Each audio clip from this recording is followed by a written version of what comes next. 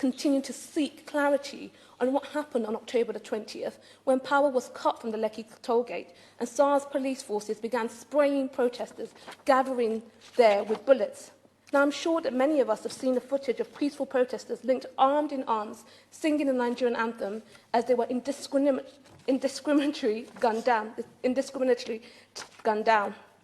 Now is the time to hold officials to account for their crimes against humanity that they have embarked on. So I call for an impartial human investigation into these human rights violence and to begin a process to secure justice for victims and their family. As we try to make sense of the incidents, we must ask uncomfortable questions of ourselves.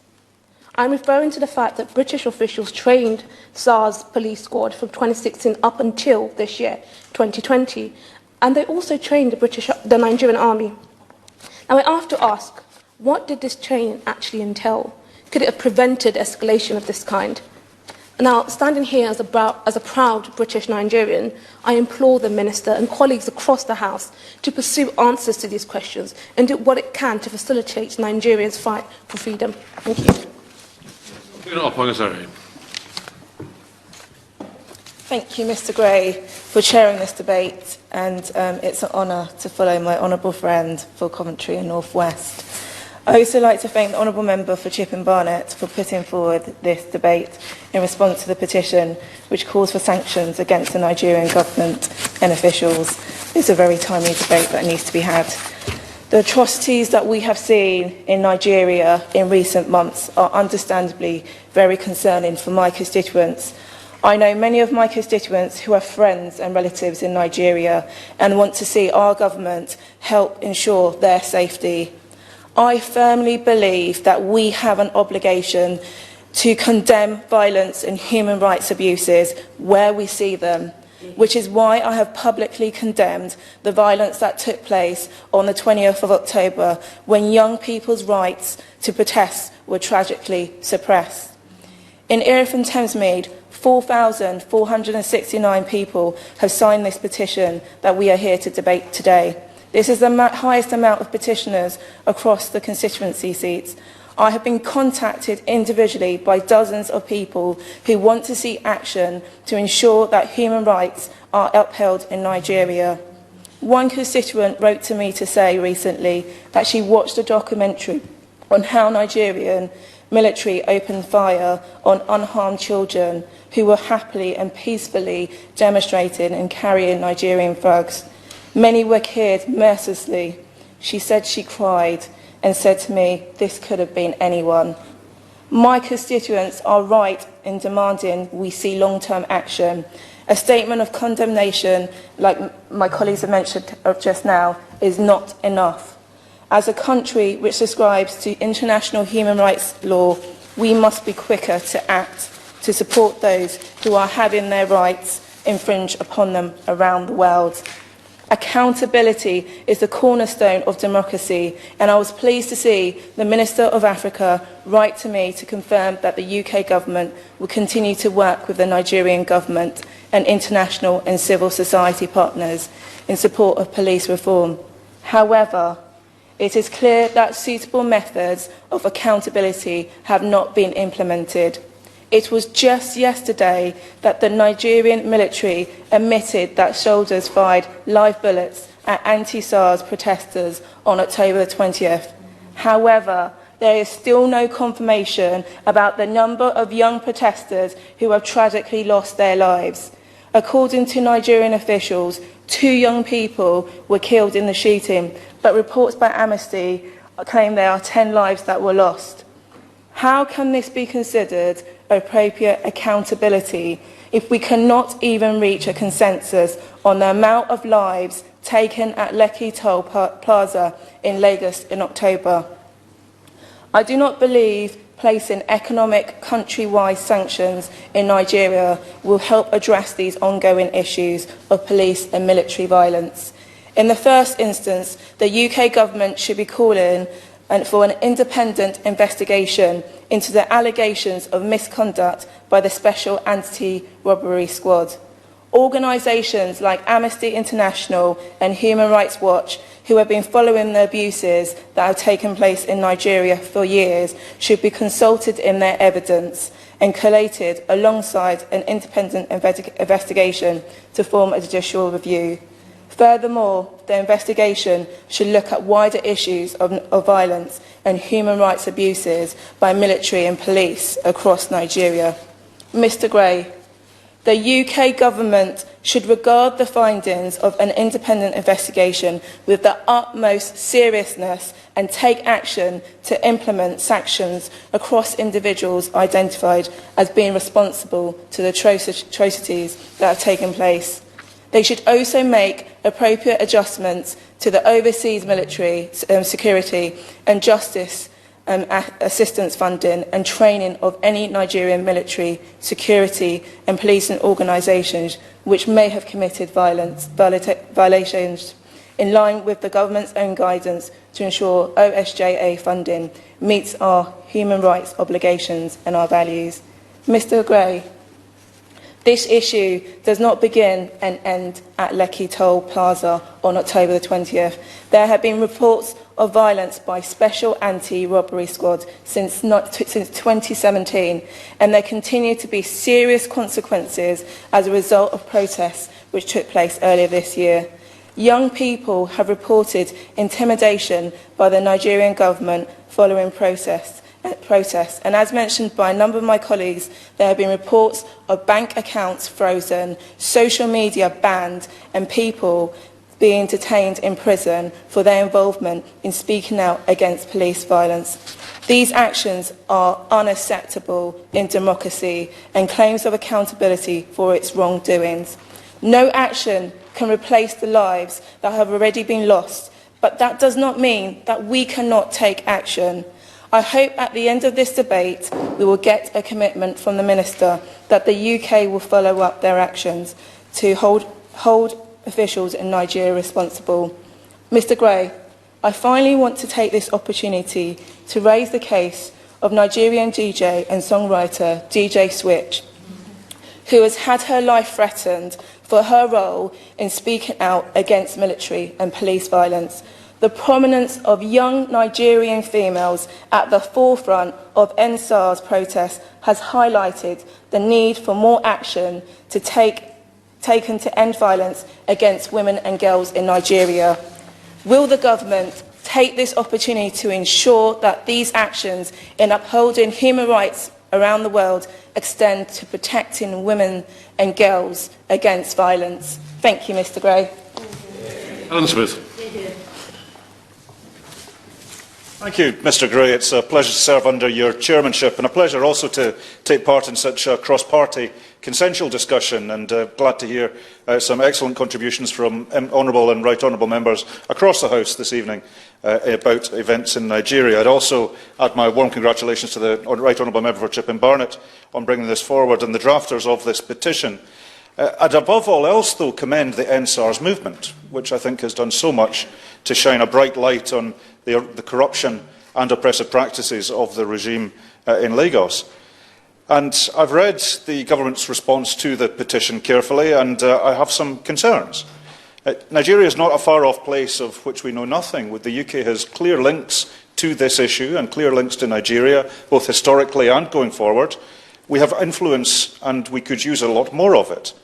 Now, we do know that the UK did fund, did supply equipment, did train police and paramilitary forces, which we now know have been involved in abuses. At the very least, surely, we need an urgent review of the UK's involvement in those programmes, and I'd be glad of an undertaking from the Minister this evening that such a review is underway. On the Magnitsky sanctions which have been called for, I quote directly from the government's response to the petition: "This sanctions regime will give the UK a powerful new tool to hold to account those involved in serious human rights violations or abuses." I've yet to hear any member of this House speak against the Magnitsky regime. We all support it. But it's only a tool if it's used. Now, I appreciate that speculation is unhelpful, but we do need some announcements, surely. I'm glad that the Minister for Africa, in his discussion with the Governor of Lagos on the 11th of November, called for an investigation into the specific instances we've heard of. Could we have an update on how that investigation is going, and an undertaking that there will be consequences to the findings of that investigation, and if it's been insufficient, that there should be an independent review?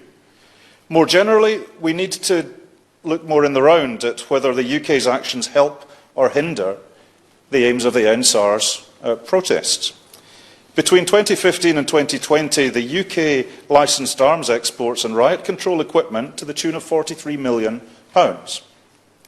So, at the very least, we should, pending a review of our actions and effect of the UK's foreign policy and trade policy within Nigeria, surely suspend arms exports to the country. Mr Gray, the NSAR's regime, the NSAR's movement, could be a new Arab Spring for Nigeria. Given all the demographic, economic forces in play, all that enthusiasm is there.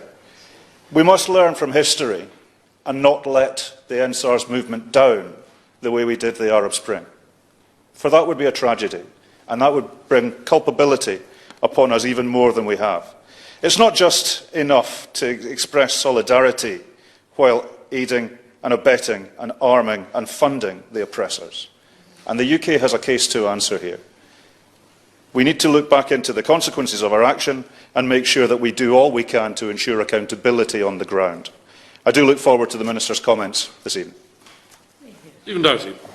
Well, thank you, Mr Gray. It's a pleasure to serve under your chairmanship as always. And I wanted to thank the Right Honourable Member for Chipping Barnett for introducing the petition today, and to all the members who've taken part for incredibly powerful and passionate contributions on such a crucial issue. Also thank the comments from the Chair of the Foreign Affairs Committee, but in particular my friend, the Chair of the Nigeria APPG, who has done so much work to speak out on these atrocities, not just when they happen, but long before that, in terms of the wider SARS movement and the brutality that they have been exposing. And we've heard incredibly powerful speeches today from the members from Lewisham East, West Ham, Coventry North West, Erith and Thamesmead, and indeed the SNP spokesperson. And I know there are other colleagues, as was pointed out, who would have been here, Mr Gray, but have equally been speaking out very powerfully on these issues. And I too want to thank the over 200,000 individuals who have signed this petition and its creators, and that of course includes many significant signatures from the Nigerian diaspora here in the UK, but also all the others who share deep concerns about what is happening in Nigeria, and when it comes to wider human rights abuses around this world. This is not a country, Mr Gray, that will turn a blind eye when such atrocities are happening. And the scenes we have witnessed and the reports that have come out of Nigeria of the response by the police and the army against protesters involved in the NSARS movement have shocked us all. And of course we've heard from many of the contributions today of the events of the 20th of October, when a group of NSARS protesters were fired upon, it appears, by members of the Nigerian army at the Lekki Tollgate Plaza, after the CCTV was taken off and after the lights were turned off. And of course the tragic deaths and injuries that resulted as a result of that action. And I spoke, Mr Gray, to those who had been around in the vicinity of these incidents, who have seen and witnessed firsthand the brutality meted out by SARS and by those attempting to defend them. And I can tell you they were shocking testimonies, Mr Gray, and I know that many of us have witnessed the video footage and pictures of the events, absolutely horrific. Now, despite the Nigerian army having denied it for over a month, it has been finally forced to admit at the judicial panel inquiry that soldiers were deployed to the Tollgate protests with both blank and live ammunition. And as many honourable members have pointed out, we still see some of those protesters still in detention today, and many others having financial restrictions and other actions taken against them. And I would be interested to know what assessment the Minister has made of the situation today with those who were involved in those protests. But of course, as many have explained today, this massacre and the other atrocities that we've seen are only part of the picture. They are part of a picture of brutality over a number of years, extraordinary brutality and violations by the Special Anti-Robbery Squad, otherwise known as SARS. And the report from Amnesty International documented 82 cases of human rights violations between January 2017 and May 2020, including various methods of torture against detainees such as hanging, mock execution, beating, punching and kicking, burning with cigarettes, waterboarding, near asphyxiation with plastic bags, forcing victims into stressful bodily positions, and sexual violence and rape. It is a shocking record of behaviour. And yet few of these cases have been investigated, and hardly any officers have been brought to justice on credible accounts of torture and other ill treatment. The authorities have promised investigations, but they often have simply not occurred. And the federal government of Nigeria has repeatedly promised to reform SARS, but has failed to do so.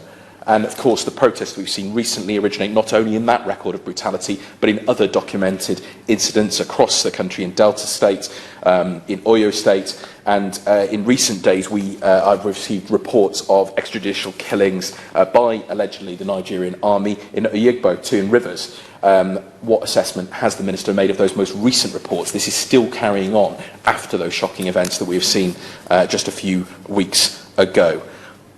Mr. Chair, the violent repression of protesters in Nigeria is unacceptable and has garnered, rightly, international condemnation. President-elect Biden has called on the Nigerian government to end the violent crackdown. The UN Secretary-General has said that Nigerians' right to protest peacefully needs to be guaranteed and that police brutality needs to stop. And we in the official opposition absolutely agree with those sentiments. The violent crackdown on these protests must end, and there must be accountability for those responsible for such brutality and loss of life. The Leader of the Opposition, my honourable friend, the Shadow Foreign Secretary, have made it clear that the UK must act as a force for good in the world, and we must act in line with our international partners and multinational organisations, whether that's the UN, AU, the UN Human Rights Council and others, to encourage and strongly advocate for the end of this violence in Nigeria, to end police brutality in Nigeria, and crucially to call for independent investigations into these violations by Nigerian policing, security and military forces. Obviously, it would always be better if we had confidence in the systems of investigation within a country, within Nigeria, but the ongoing failures and the ongoing record of the government in dealing with SARS, I think, underpins why so many do not have faith in that process, and that is why independent investigations will be so crucial. Now, this petition specifically refers to sanctions, and Mr Gray, we in the official opposition welcomed the Foreign Secretary's establishment of a Magnitsky-style sanctions regime, which we had been calling for since 2018, to allow for targeted sanctions based on attacks on human rights and to enable us to target the wider network of perpetrators, including all of those who facilitate, incite, promote or support such crimes. And that, of course, extends beyond state officials to non-state actors as well. And the Foreign Secretary told us at the time in the House that these would be used to target, and I quote, those with blood on their hands.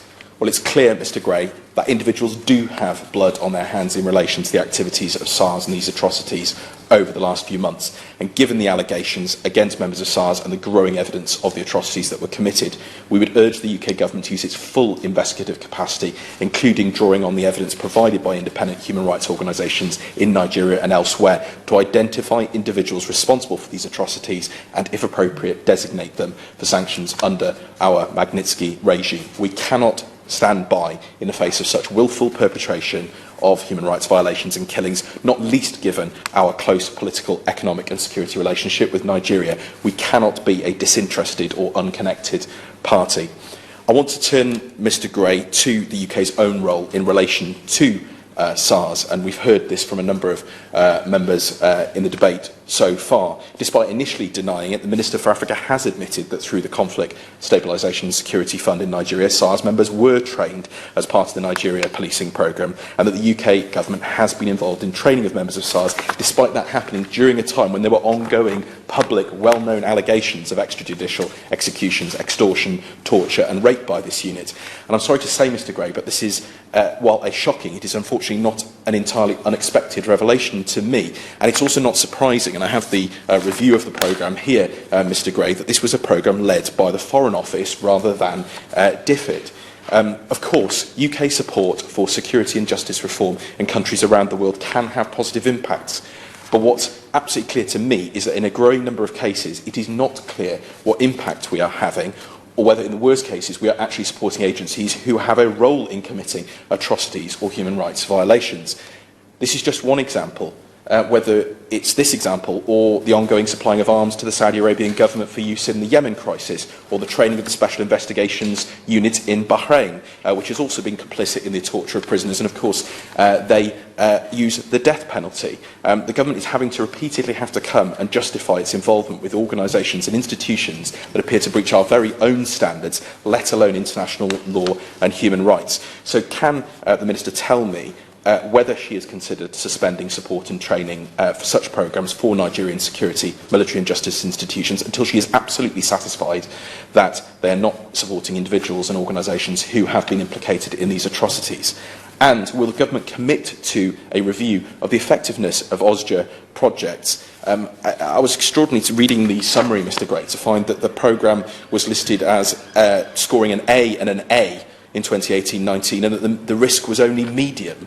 This does sound to me to be completely, out of kilter with the facts that we have heard today and that we've been hearing for many, many years. And of course, looking beyond Nigeria, given the deeply concerning news that we're hearing coming out from locations across Africa in recent weeks, what measures is the government taking to protect human rights across the continent and to tackle those responsible, whether those responsible for atrocities in Ethiopia or those who are involved in suppressing the democratic process in Tanzania and Uganda? We cannot have impunity for those taking out atrocities or war crimes, whatever their role or status, whether that's official, unofficial, official government sources, official military sources, or irregular forces who are acting on behalf of different groups, whether those are central governments, regional governments, rebel groups. It doesn't matter who they are. We cannot have impunity for those people who are carrying these out. And it appears to me a double irony, Mr Gray, that we are seeing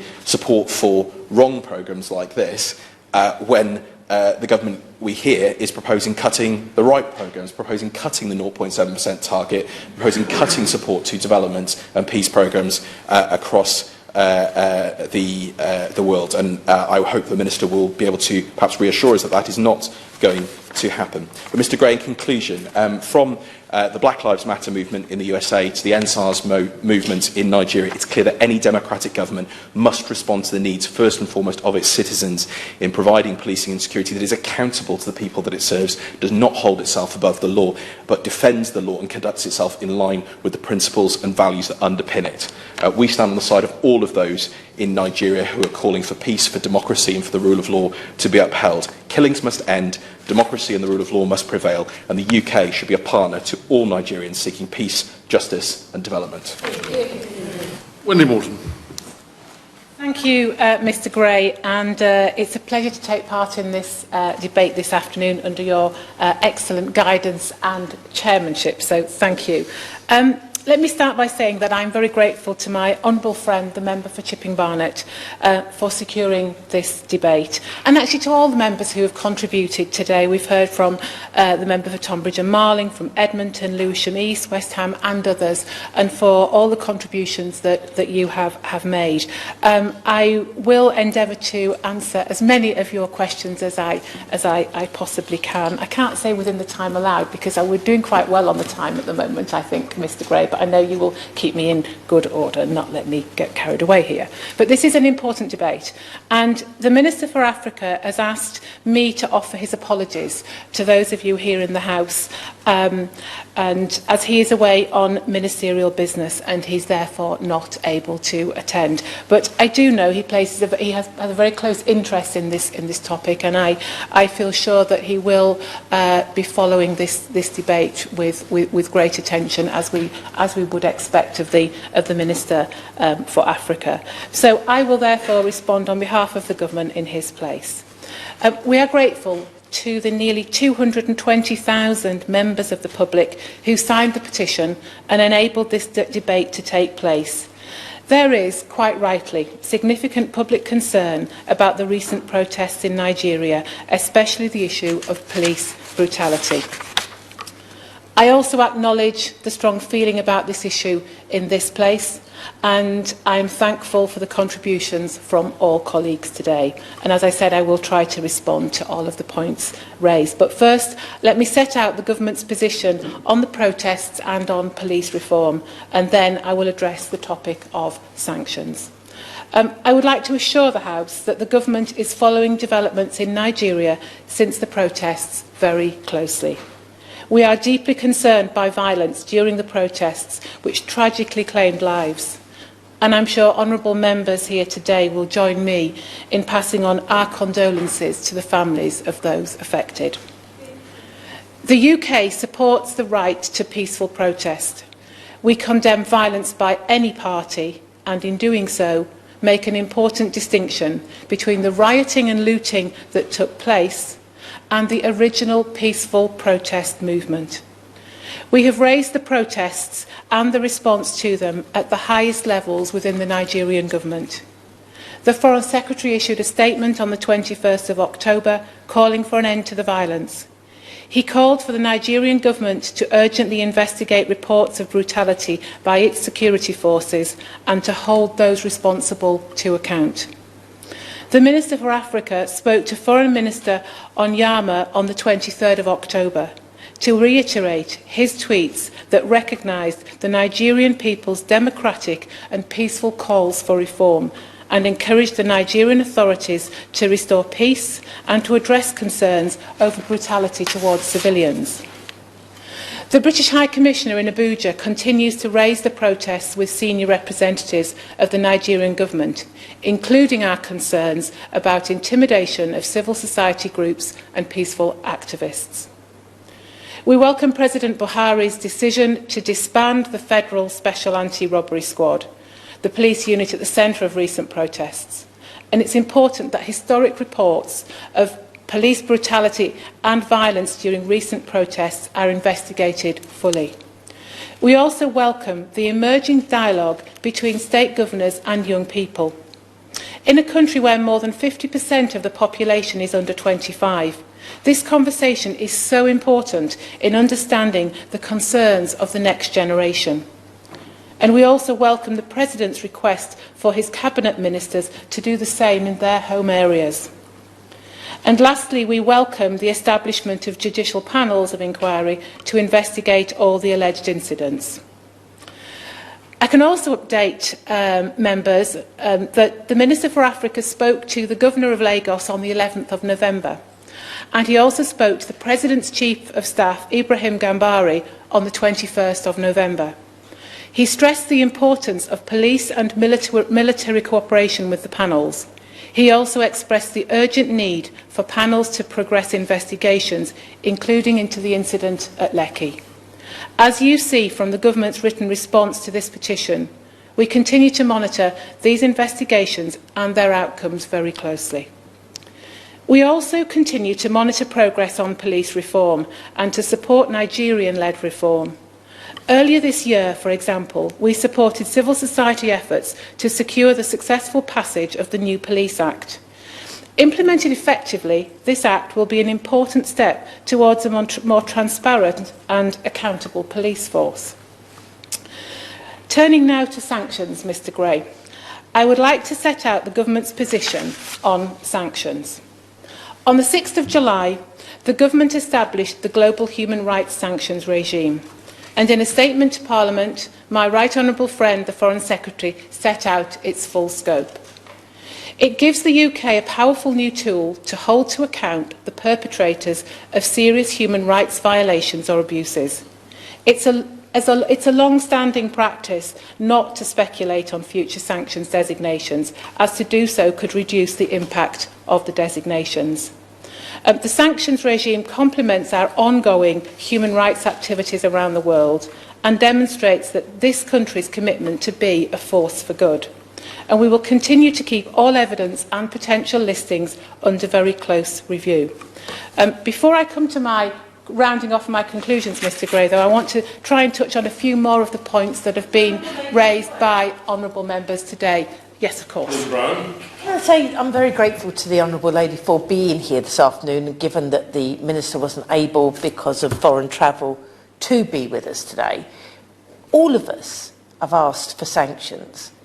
I think it would be courteous to the committee if the Minister for Africa wrote to us, outlining the government's position on this and why we are not being assured this afternoon that sanctions will be happening.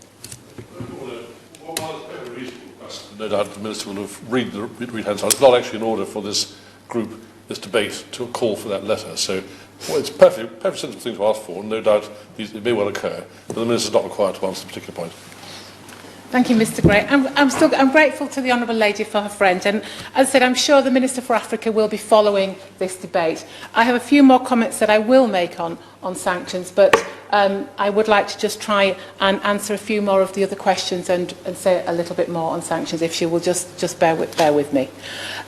So, I wanted to just reiterate the point that, well, on sanctions, it is a long-standing practice not to speculate on our future sanctions, as this could reduce the impact of those very sanctions. Honourable members, Mr Gray, have mentioned and raised the issue of corruption, and I agree with honourable friends that tackling corruption in Nigeria is absolutely critical to the country's prosperity and security, and to reducing poverty and inequality. And work is underway to consider how a global corruption sanction regime could be added to the government's armoury. Members also raised the issue of intimidation, and I would like to just touch on that, because I think most members here today, or several members certainly, gave examples of intimidation that had been highlighted to them. And we are aware, Mr Gray, that some protesters have reported facing intimidation, and the British High Commissioner in Abuja continues to raise our concerns about intimidation of civil society groups and peaceful protesters with the Nigerian government. This does not build an environment for groups and protesters to come forward and really help build genuine accountability. But I can assure members that we are aware of that some protesters are facing intimidation. Members also raised the matter of UK aid. I think that was my honourable friend, the member for Chipping Barnet. And I would like to say that and reassure her that no UK taxpayers' money goes directly to the Nigerian government. The UK provides assistance to Nigeria to meet immediate humanitarian needs and to address long-term structural issues. While I'm on the topic of aid, I know the honourable gentleman opposite does try to tempt me regarding the 0.7% commitment, but as I'm sure he would anticipate, I'm not going to speculate ahead of any spending review. Which I just wanted to ask her if she could elaborate. I mean, I appreciate that she's not the Minister for Africa. She'll be less familiar with these specific programmes. But I mean, it was very clear in the Minister's letter to us that the UK government was funding training programmes that directly involved SARS, despite the allegations. Does she not believe there's a problem here with our wider security and justice assistance programmes, including across the world, because we keep getting example after example after example where they're either being questioned about their impact, or worse still, that we are being implicated in some way in organisations that are not upholding our standards? Thank you. The honourable gentleman must have sort of preempted some more of my notes, because I'm going to touch a little bit more on the SARS programme, and hopefully I can give him a bit more detail and as to the work that we're doing and what we are supporting. Before I come to that, just a quick note, because the Honourable Lady for Chipping Barnet also raised the point of the persecution of Christians, which again I know was another important topic. And just to reassure her that we made clear to the Nigerian authorities at the highest levels the importance of protecting civilians, including Christians, and human rights for all Nigerians. But I now come on to SARS and the Special Anti-Robbery Squad. Mr Gray, the UK supports police and justice reform in Nigeria. All assistance is compliant with our human rights obligations and our values. And through our CSSF-funded Nigeria policing programme, which ended in March 2020, Federal Special Anti-Robbery Squads, or FSARS, officers participated in training on amended Nigerian police guidance designed to improve human rights, training on public finance, and community policing workshops. The Nigeria policing programme was part of our Security and Justice Reform programme, which is working to help deliver a criminal justice system that better protects the human rights of all Nigerians. As a result of the programme, Mr Gray, relationships between communities and the police improved in 4 states. Trust was built, with communities and the police working together to resolve safety and security issues. The Nigerian Police Force's recent adoption of the Community Policing Framework, developed by the Nigeria Policing Programme, is a positive outcome. Our support to civil society was instrumental in the recent passing of the Police Act by the President, and this new Act provides for greater citizen protections and improved police training, which we believe will benefit Nigerians. Through the CSSF-funded North East Public Safety and Security Programme, part of which is delivered jointly with USAID, radio equipment was issued to Borno Police Command.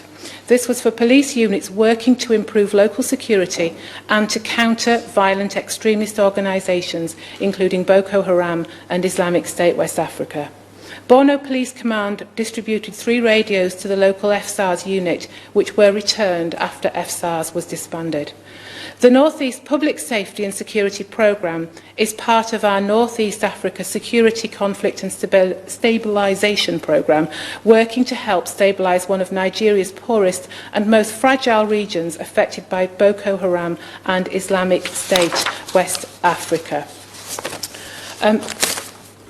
But to conclude, I understand and I acknowledge and understand the strength of feeling in the House and among the public. The UK and Nigeria have a long and close relationship that extends beyond our governments to our people, especially through the British Nigerian diaspora community, which contributes so much to this country. And the diaspora was also raised by my right honourable friend who led this debate, the Honourable Lady for Chipping Barnett.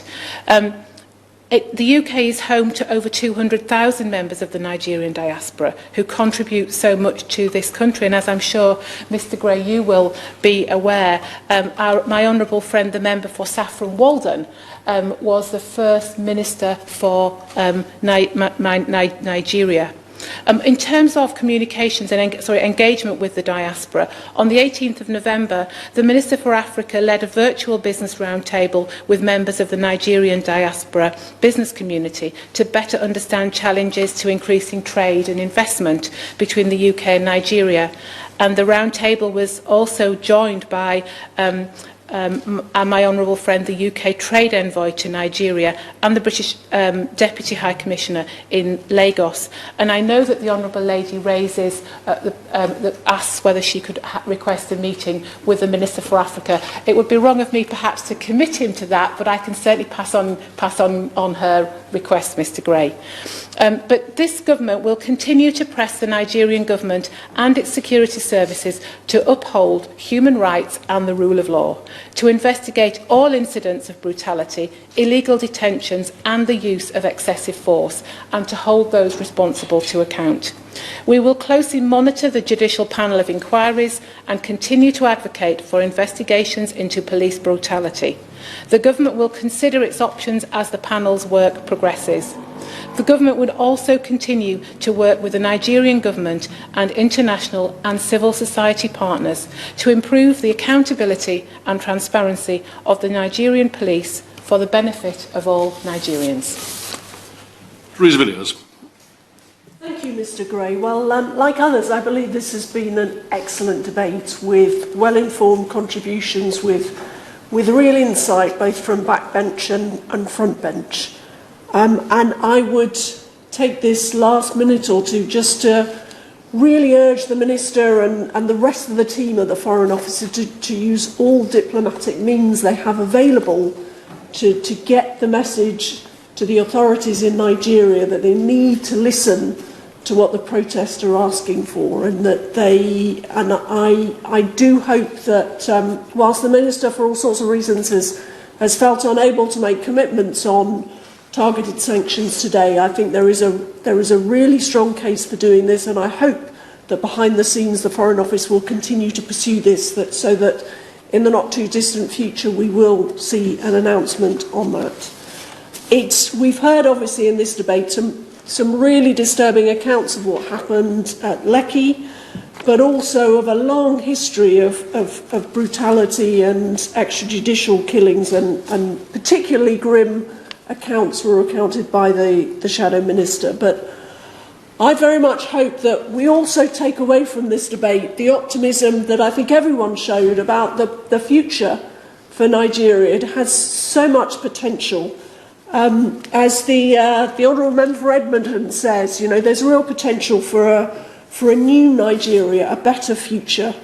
And I hope that these protests do signal a real change towards addressing those concerns around corruption, around brutality, around poor governance. Because if those issues are resolved, if we see real progress on that, we can see huge success and flourishing in Nigeria, not least in economic terms. So it's been my privilege to lead this debate. I thank all the people who signed the e-petition. I think this is a great example of the e-petition process working really effectively, because nearly 250,000 people signed that petition. We here in the Mother of Parliaments get the opportunity to urge and advocate for change and reform in Nigeria, and it's been my privilege to take part in that process. The question is, this House e-petition 554150 relating to Nigeria and the sanction regime. Those can say aye. Contrary, no. I think the ayes have it. The ayes have it. Order.